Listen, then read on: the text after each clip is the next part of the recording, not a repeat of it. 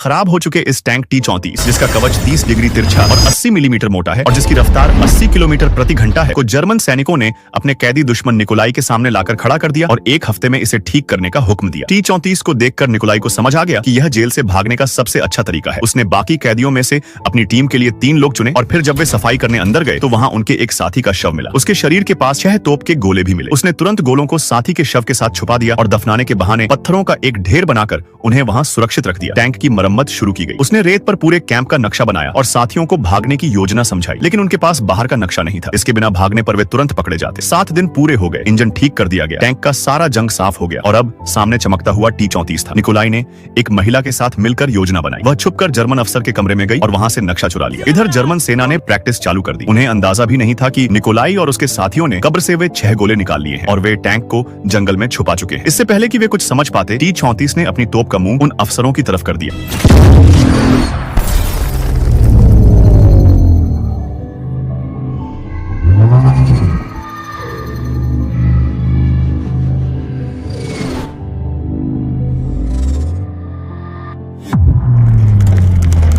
T-34 कोई आम tank नहीं था। उस पर नॉर्मल गोलों का बिल्कुल भी असर नहीं हो रहा था। वे तेजी से आगे बढ़े, दुश्मनों की रुकावटों को पार किया और इस टैंक के दम पर वे दुश्मनों के कैंप से बच निकले। बाहर एक बस स्टॉप पर रुके जहां निकोलाई की प्रेमिका उसका इंतजार कर रही थी। वह उसको लेकर आगे बढ़ चले, लेकिन रास्ते में एक गोला उनकी तरफ आया।